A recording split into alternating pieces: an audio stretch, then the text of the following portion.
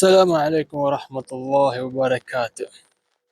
آج کی دو کہانیاں اور یہ دونوں کہانیاں سبق آمیز ہیں، یعنی ان سے آپ کو کچھ سیکھنے کو ملے گا، اور دونوں ہی یمن سے ہیں۔ شروع کرتے ہیں، بسم اللہ۔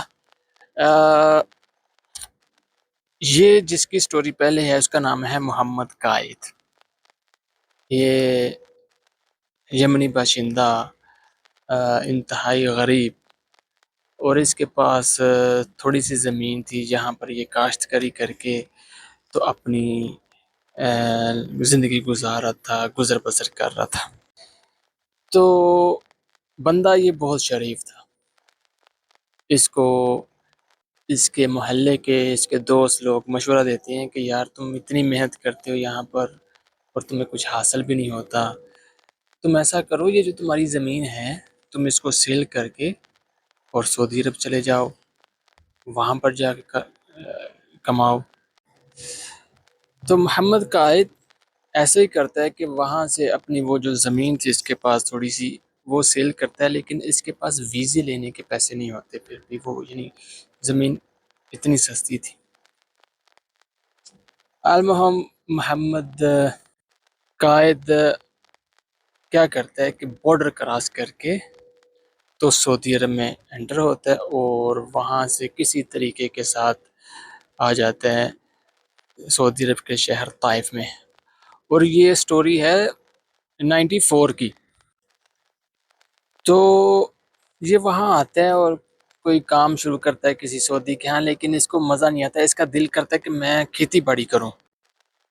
تو یہ وہاں سے جگہ تلاش کرتا ہے کہ کس ایریے میں زمینیں ہیں جہاں کاشتکاری ہوتی ہو، کہ میں وہاں پر جا کے کاشتکاری کروں، کیونکہ وہ شروع سے یہی کرتا آیا تھا، اسی میں اس کو تجربہ حاصل تھا اور وہی کرنا اس کو پسند بھی تھا۔ المہم طائف کے ساتھ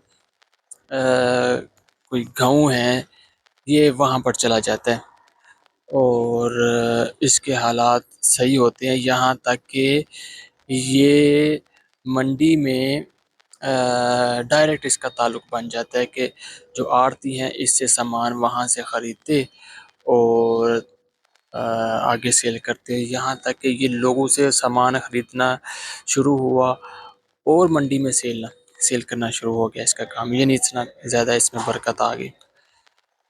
تو وہیں جو لوکل سعودی لوگ تھے ان میں سے کسی نے اس کی شکایت کر دی اور اس کو پولیس نے پکڑ لیا۔ شکایت ان لوگوں نے اس کی یہ کی تھی کہ اس کے پاس اقامہ نہیں۔ المہم پولیس اس کو پکڑتی ہے اور جیل میں بند کر دیتی ہے۔ جیل میں آلریڈی 3 یمنی ہوتے ہیں اور 2 ایتھوپین۔ ہوتا یہ ہے کہ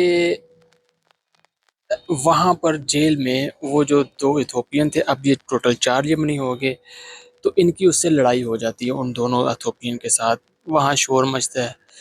تو جو پولیس والا تھا جس کی وہاں پر ڈیوٹی تھی وہ آتا ہے اور ان کو چھڑواتا ہے۔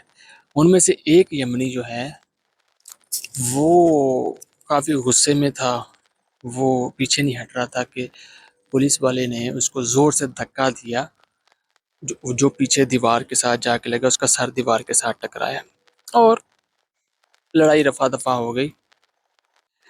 اگلے دن صبح کیا ہوتا ہے کہ ان میں سے 3 یمنیوں کا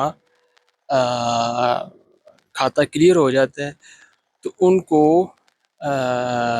ان کے ممالک واپس ڈیپورٹ کرتے ہیں، جن میں سے ایک محمد قائد تھا۔ جو یمنی جس کا نام نہیں نکلا تھا، یہ وہی یمنی تھا جس کو سر کے اوپر چوٹ لگی تھی۔ المہم اس کو لے کے جاتے ہیں، ان کو بارڈر کراس کروا دیتے ہیں۔ تو جب ڈیوٹی چینج ہوتی ہے اس میں پولیس والے کی، تو آپ کو پتہ ہے کہ وہ ریسیو کرتے ہیں، بندے دیکھتے ہیں، پھر ایسے ہی تو وہ جو لڑکا تھا وہ سویا ہوا تھا۔ المہم اس لڑکے کو اٹھاتے ہیں، وہ لڑکا نہیں اٹھتا۔ جب اس کو زیادہ دیکھتے ہی اس کو کیا ہوا، بالکل بھی یہ ہل جل ہی نہیں رہا. تو کیا ہوتا ہے کہ ہاسپٹل میں لے کے جاتے ہیں، جہاں پر ہاسپٹل والے اس کا معائنہ کر کے بتاتے ہیں یہ تو مر گیا ہے. اس کی انہوں نے کہا کہ یہ کیسے مر گیا، یہ تو اچھا بلا تھا، اس کو کچھ بھی نہیں ہوا. رات کو ان کی بس لڑائی ہوئی تھی اور چھڑوا دی تھی، رفع دفع کر دیا. تو انہوں نے کہا کہ اس کا جو موت کا سبب بنا ہے نا، اس کو سر کے پیچھے چوٹ لگنے سے اس کی موت واقع ہوئی ہے. اب وہ پولیس والے کو پکڑ لیتے ہیں، پولیس والے کہ تم لوگ جیل میں کیسے بندے کو مار دیا. تو یہ والا پولیس والا کہتا ہے کہ میں نے جب میری ڈیوٹی شروع ہوئی تو تب یہ سو رہا تھا، تو میں نے اس کو نہیں اٹھانا مناسب سمجھا. المہم وہ دونوں جو پولیس والے ہیں دونوں کو جیل میں بند کر دیتے ہیں، کیونکہ وہ دونوں نہیں مان رہے ہوتے. اب ان کو جو یمنی مر جاتا ہے اس کے گھر والوں کو تلاش کرتے ہیں، لیکن کوئی سراغ نہیں ملتا. بہت کوشش کرتے ہیں کسی طریقے کے ساتھ اس کا کوئی مل جائے، تو کوئی سراغ نہیں، کیونکہ وہ آیا ہوا تھا بارڈر کراس کر کے.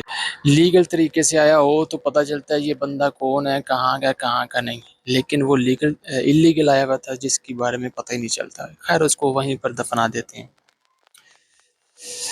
2006 میں یہی محمد قائد دوبارہ سعودی عرب آتا ہے، اور اس دفعہ وہ ویزا لے کے آتا ہے، اور اسی گاؤں میں، طائف کے اسی گاؤں میں جہاں پر وہ کرتا تھا کھیتی باڑی، وہیں پر جا کر دوبارہ کام شروع کر دیتا ہے اور اپنا گزر بسر کرتا ہے. خیر کچھ سال گزرتے ہیں. ایک دن کیا ہوتا ہے کہ ایسے ہی کوئی فنکشن تھا، تو وہاں پر یہ محمد قائد جی گیا ہوا تھا، یعنی کوئی شادی کا فنکشن ہوگا. تو وہاں پر آدمی بیٹھے ہوئے باتیں کر رہے ہیں کہ یار آپ کو پتہ ہے وہ فلانے سال ایسا ہوا تھا، تو وہ کوئی ایک یمنی جیل میں مر گیا تھا، اور ان کے بدلے میں دو جو شرطے تھے پولیس والے ان کو جیل میں. تو اس یمنی کے جو ہے نا محمد قائد کے، اس کے کان کھڑے ہوتے ہیں. کہتا ہے یار کیا ہوا مجھے بتانا. اس نے کہا کہ ایسے نا 96 میں یمنی تھا کوئی فلانی جیل کے اندر، تو وہ لڑے تھے ایتھوپین کے ساتھ، تو ان میں سے ایک یمنی مر گیا جس کا پتہ نہیں چلا اس کو کس نے مارا. یہ ہے کہ یہ دیوار کے ساتھ ٹکرا کے مرا تھا. بہرحال وہ محمد قائد کہتا ہے کہ مجھے پتہ ہے اس قصے کا، کیونکہ میں تب جیل میں تھا اسی کے ساتھ. خیر اگلے دن محمد قائد کیا کرتا ہے، اسی پولیس اسٹیشن جاتا ہے، جیل میں جا کے کہتا ہے کہ جیلر کو مجھے مدیر سے ملنا ہے. تو اس کو جو جیلر تھا وہ اس کے ساتھ اس کی ملاقات کروائی گئی. جیلر کو یہ کہتا ہے میرا نام محمد قائد ہے، اور وہ جو یمنی مرا تھا اس کے بارے میں مجھے تھوڑا سا بتانا چاہو گے آپ. تو وہ جو جیلر ہے اس کو وہ سارا واقعہ سناتے ہیں کہ ایسا ایسا یمنی سویا ہوا تھا، ان کی رات کو کہیں لڑائی ہوئی تھی، اور صبح وہ مرا ہوا پڑا تھا وہاں پر، جس وجہ سے وہ دو پولیس والے اندر ہیں. تو اس نے کہا کہ میں اس چیز کا گواہ ہوں، وہ جو ہم ٹوٹل 4 یمنی تھے، ایک یہ لڑکا تھا اور 3 ہم اور تھے، تینوں کو ڈیپورٹ کر دیا گیا تھا، اور وہ چوتھا وہ تھا. تو پھر جیلر نے اسے کہا کہ سارا واقعہ سناؤ. تو اس نے سارا واقعہ سنایا کہ رات کو ہماری اور ایتھوپین کے ساتھ لڑائی ہوگی، کوئی مثلا منہ ماری ہوئی، ہاتھ پہ ہی ہوئی تھی. تو ایسے میں نا شور کی وجہ سے وہ پولیس والا آتا ہے اور آ کے تو ان کو چھڑواتا ہے. تو یہ جو تھا لڑکا یہ چھوڑتا نہیں تھا، تو اس نے اس کو دھکا دیا جو اس وقت دیوار کے ساتھ لگا تھا. کہتا ہے اچھا اگر وہ پولیس والے تمہارے سامنے ہیں تو تم اس کو پہچان لو گے. کہاں میں اس کو پہچان لوں گا، میں نے دیکھا. المہم یہ اس کو وہاں پر لے کے جاتے ہیں جیل کے اس کمرے میں جہاں پر وہ یمنی جو ہیں وہ دونوں شرطے جو بند تھے. تو اس نے دیکھتے ہوئے کہا کہ یہ شرطا تھا پولیس والا جس نے چھڑوانے کی کوشش کی. تو ثابت ہو گیا کہ ان میں سے کسی نے قتل نہیں کیا. جو قتل ہوا وہ جان بوجھ کے، یعنی جان کے کسی کو قتل کرنے کے لیے نہیں، یعنی جیسے ہمارے ہاں کہتے ہیں ارادتاً اس نے قتل نہیں کرنا چاہا تھا، غلطی سے ہوا.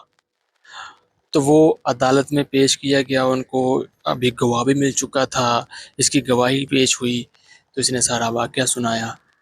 تو وہ دونوں پولیس والے 13 سال کے بعد چھوٹے. کتنے؟ 13 سال کے بعد وہ دونوں پولیس والے چھوٹے. اب اس میں دیکھیے کہ اللہ کی کیا حکمت ہے. اللہ، وہ دونوں بے گناہ تھے اور اللہ نے ایک شاہد رکھا ہوا تھا. یہ کتنے سال یمن میں رہا، پھر واپس آیا، پھر دوبارہ یہاں پر اس کو کافی سال ہو گئے، یعنی 13 سال کا وقفہ بیچ میں آیا. تو وہ بیچارے دونوں پولیس والے چھوٹے. یہ واقعہ تھا محمد قائد کا. دوسرا واقعہ یمنی شہری کا ہے جس کا نام تھا علی. علی کہتا ہے کہ میری شادی ہوئی اور پہلے ہی سال میرے ہاں جڑوا بیٹوں کی پیدائش ہوئی، لیکن یہ بیٹوں کی پیدائش جو ہے یہ نارمل نہیں تھی، آپریشن کے ذریعے دونوں بچے پیدا ہوئے. اور اگلی دفعہ دوبارہ میری وائف حاملہ ہوئی اور اس میں جب چیک اپ کروایا گیا تو پتہ چلا کہ اس بار بھی جڑوا بچے ہیں. اب ڈاکٹر کہہ رہے تھے کہ یہ آپریشن بہت خطرناک ہے کیونکہ آلریڈی ایک آپریشن ہو چکا ہے اور تب بھی جڑوا تھے.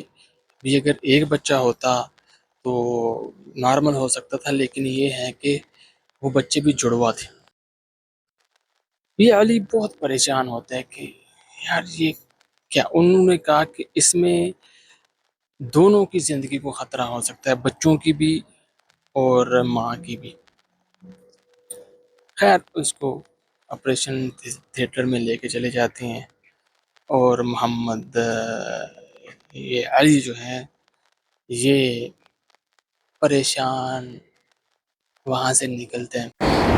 اس کی بیوی اور اس کے بچے آئی سی یو میں چلے جاتے ہیں آپریشن کے بعد، جس سے کنفرم ہو گیا اس کو، علی کو، کہ یہ نہیں بچیں گے. وائف بھی جائے گی اور بچے بھی جائیں گے. اسی پریشانی میں مبتلا تھے اور باہر جاتے ہیں اور ایک ریسٹورنٹ میں جاتا ہے کھانا کھانے کے لیے. علی وہاں پر بیٹھا ہی تھا کہ ایک آدمی اس کے پاس آیا. اس نے کہا کہ میری مدد کرو، میں گاؤں سے آیا تھا یہاں سٹی میں، میرا دوست تھا، اس نے کہا تھا کہ تم آنا، میں تمہارے لیے کام تلاش کروں گا. تو میں آیا ہوں تو مجھے پتہ چلا کہ وہ تو کہیں اور سٹی میں چلا گیا کام کے لیے، تو ابھی وہ 10 دن کے بعد لوٹے گا. کہ کل کا میں نے کھانا بھی نہیں کھایا ہوا، تو یار تم میری تھوڑی سی مدد کر دو کہ میں کچھ کھا لوں، اور میرے بچے بھی ہیں نہ، اور نہ میرے پاس گاڑی کا کرایہ یہ ہے کہ میں واپس اپنے گاؤں چلا جاؤں. تو علی کہتے ہیں ایسے ہی میں نے جیب میں ہاتھ ڈال کر اس کو کچھ پیسے دیے. تو اس نے مجھے دعا دی کہ تم مجھے یہاں خوش کرو، اللہ تمہیں دنیا و آخرت میں خوش کرے گا. لیکن جب میں نے اس کو پیسے دیے تو اس کے آنسو بہہ رہے تھے اور ہاتھ اوپر تھے اور وہ چلتا ہوا جا رہا تھا. میں بیٹھا سوچنے لگا کہ یار اس نے مجھے سوال کیا کہ میرے بچے ہیں، میں ایک دن کا بھوکا بھی ہوں اور میرے پاس کرایہ بھی نہیں ہے، تو میں نے اس کو ان تینوں میں سے کس چیز کے پیسے دیے، کیا وہ اس کے لیے کافی ہوں گے؟ کہتے میں ریسٹورنٹ سے نکلا اس کو تلاش کرتا ہوں، لیکن یہ مجھے آدمی کہیں نہیں ملتا. میں واپس آ جاتا ہوں، کھانا کھاتا ہوں، اور کوئی 2 بجے کا ٹائم تھا جب میں واپس ہاسپٹل گیا. کہتے میں ہاسپٹل گیا تو سامنے ڈاکٹر مجھے کہتا ہے علی تم کدھر تھے، ہم تمہیں کتنی دیر سے تلاش کر رہے ہیں. وہ اپنا بیٹا لے لو. کہا بیٹا لے لو یعنی مر گیا. کہتے ہیں نہیں، زندہ ہے اور صحیح سلامت ہے ماشاءاللہ، دونوں صحیح سلامت ہیں. اور تمہاری وائف بھی ماشاءاللہ بالکل تندرست ہے، کوئی اس کو کسی قسم کا مسئلہ نہیں، جاؤ ان کو گھر لے کے جاؤ. کہتے ہیں میں نے بچوں کو ہاتھ میں اٹھایا ہوا ہے، اب میں اس کے اوپر آنسو بہاؤں یا ہنسوں. تب مجھے وہ بندہ یاد آیا، اس کے الفاظ یاد آئے کہ تم میری مدد کرو، اللہ تمہیں دنیا اور آخرت میں خوش کرے گا، تم سے تمہارا غم دور کرے گا. تو دوستو یہ ہے صدقہ. اللہ کے نبی علیہ الصلوۃ والسلام کا فرمان ہے کہ صدقہ اللہ کے غضب کو ٹھنڈا کرتا ہے، اور صدقہ بلاؤں کو تم سے دور کرتا ہے. لہٰذا جب بھی کوئی آپ کے اوپر پریشانی ہو تو آپ صدقہ خیرات کریں. اللہ کے نبی علیہ الصلوۃ والسلام کا فرمان ہے صدقہ دینے سے جس کے مال میں کمی آ جائے وہ مجھ سے لے لے. صدقہ کرنے سے کسی کے مال میں کمی نہیں آتی، اور انسان ہی انسانوں کے لیے ہیں، انسان ہی کسی دوسرے کی مدد کرنے کے لیے. تو آپ بھی ایسے ایک دوسرے کی مدد کیا کریں. دونوں سٹوری پسند آئے تو لائک کریے گا، کمنٹ کریے گا. السلام علیکم ورحمۃ اللہ.